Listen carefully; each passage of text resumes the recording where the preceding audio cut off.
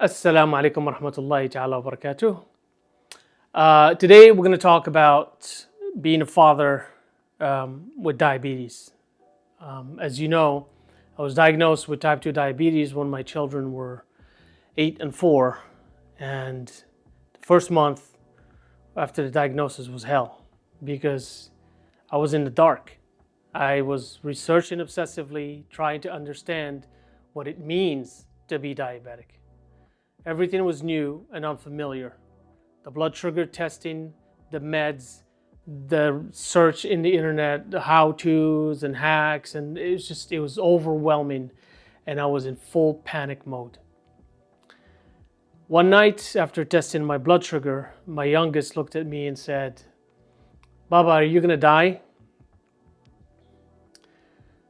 I was taken aback. I had no answer. I just hugged her and teared up. Because the truth is, I didn't know. I'm a fitness professional. I preach health and nutrition. I talk about discipline. I teach people how to take care of their bodies. So I can see how that's confusing.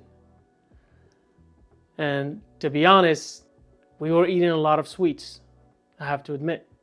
We were eating a lot of sugar, especially at night. So when I got diagnosed, I didn't just feel ashamed about my health. I felt shame about what I was teaching my children. Today, I'm going to tell you what it actually feels like to be a father with diabetes. The fears I don't say out loud and the guilt I carry every day. And what I'm going to do about it. If you're a diabetic father dealing with these thoughts and are looking for help, you want to stick around until the end for my 6-part solution. Let's talk.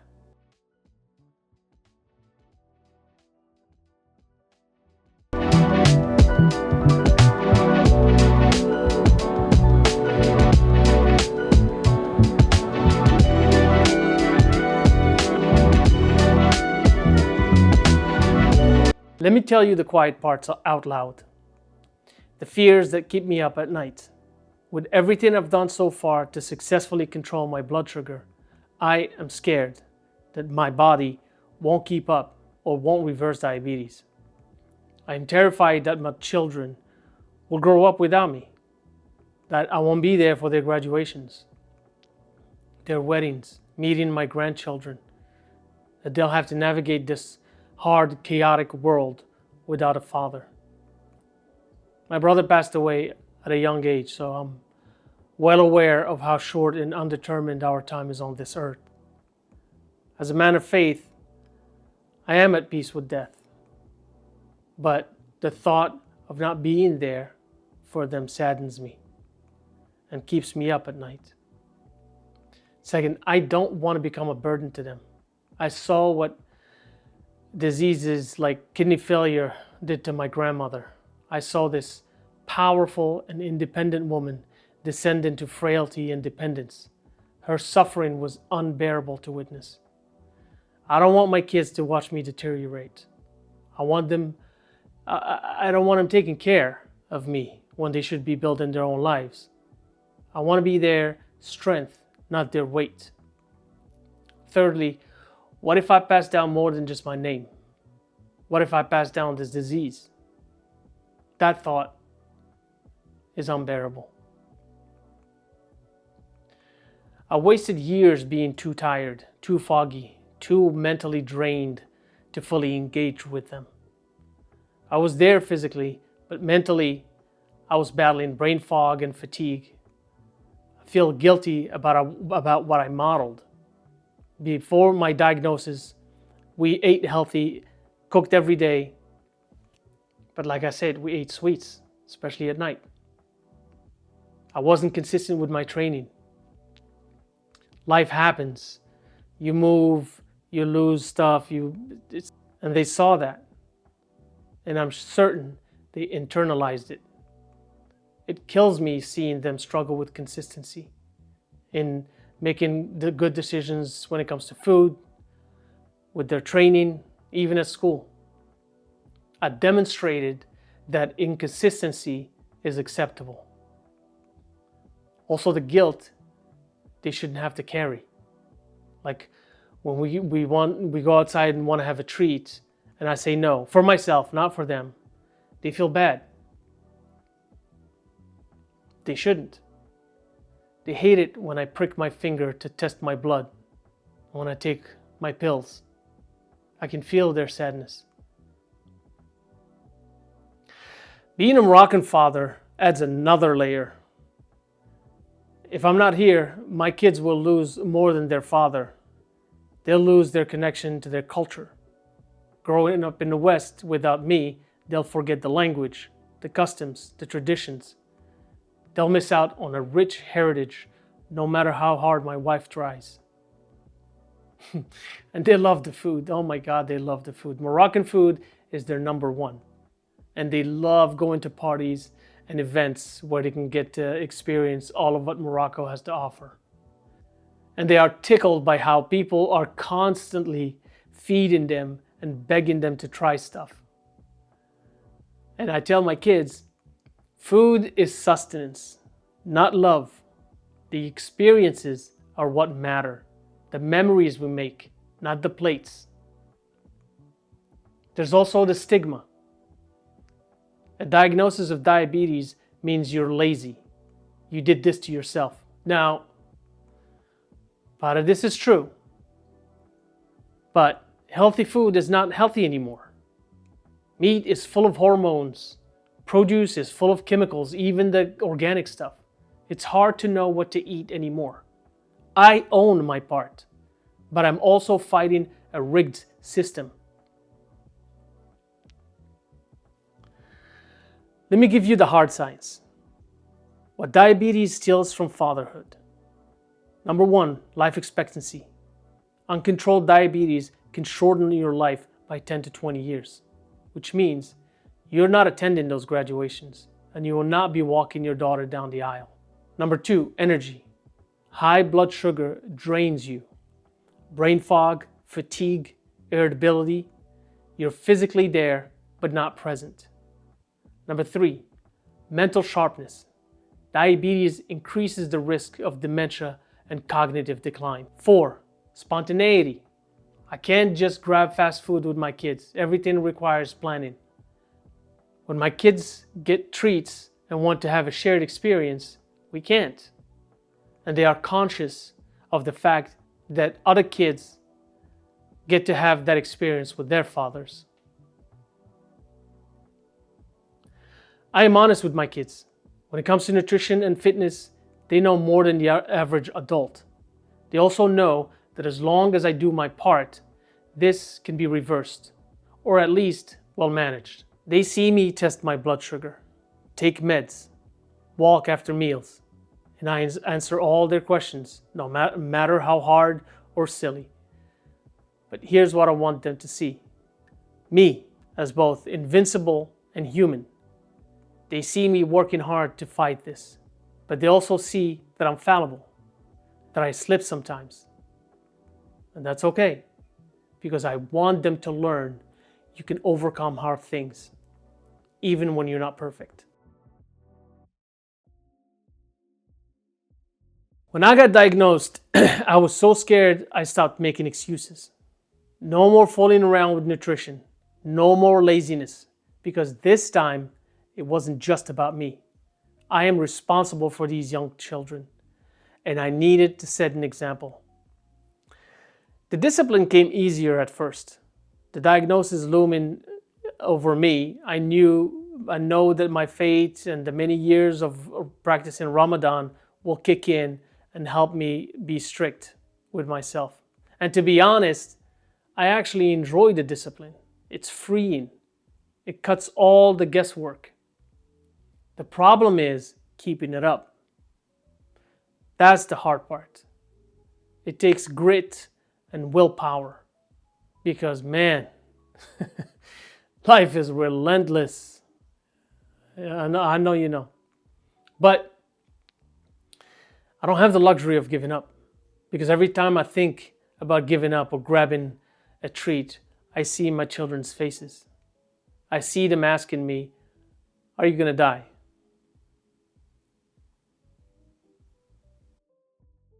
Here's exactly what I do. This is my routine as a diabetic father.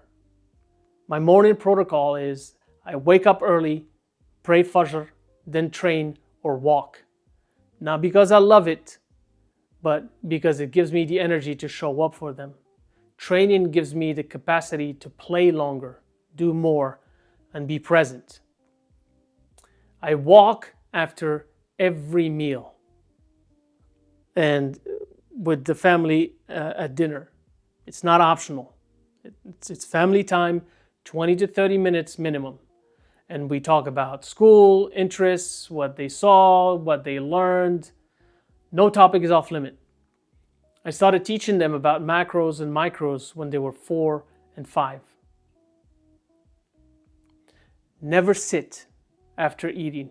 This is a non-negotiable rule in our house. Eat, then move, even if it's just 10 minutes.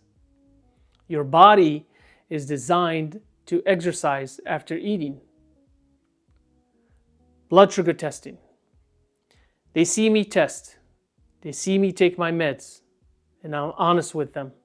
As long as I do my part, this can be managed. When I shared my numbers with them after the first 3 months of diagnosis and explained to them how hard it was to achieve and what the doctor told me that he's never seen it done before, I could see that they were proud of me. They understood that what I did wasn't easy. And that teaches them that to be resilient and to never give up on themselves.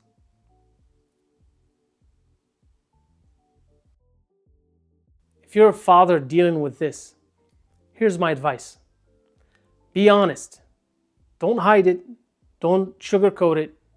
They're smarter than you think. They'd rather know the truth than imagine the worst. Let them see you fight. Let them see you test your blood sugar. Take them with you on walks after meals. Let them see you choose discipline over comfort. That teaches them resilience.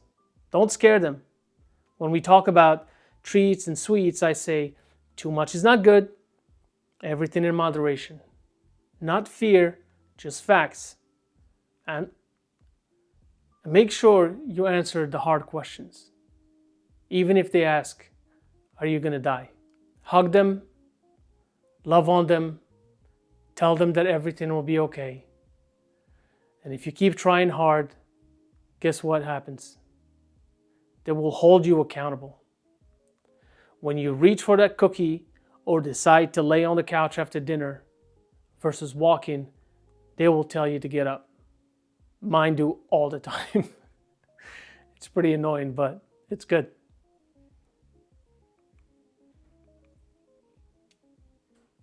If you're a father watching, listen to me. You're not alone in this fear.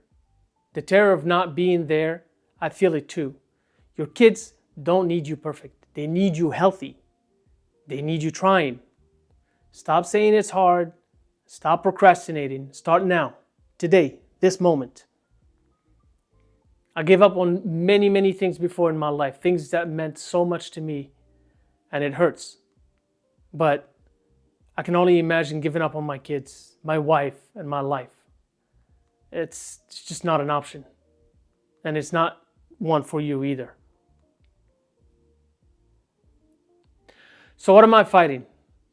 I'm fighting the lie that diabetes means you're broken. I am fighting the guilt, even though, yes, part of it is my fault. I am fighting fatalistic thinking. The doctor stressing me out to the point where I thought, this is the end. I am fighting the cultural silence around men's health, the shut up and keep going till you die mentality. I will keep fighting until I find solutions. I want more years with my kids, and I'll do whatever it takes. Here's what you need to do today, not tomorrow. Step 1, get your numbers. Know your A1C. Know your blood sugar. You can't fight what you don't measure. Number 2, walk after one meal tonight. After dinner for 20 minutes, walk with your kids. Track how you feel. If you have a glucose monitor, Test before and after. Watch what your numbers do after a meal, how high they go up, how long before they return to normal. Step 3, be honest with your kids. Have one conversation this week. Tell them what you're dealing with. Tell them you're fighting. Let them see you're human.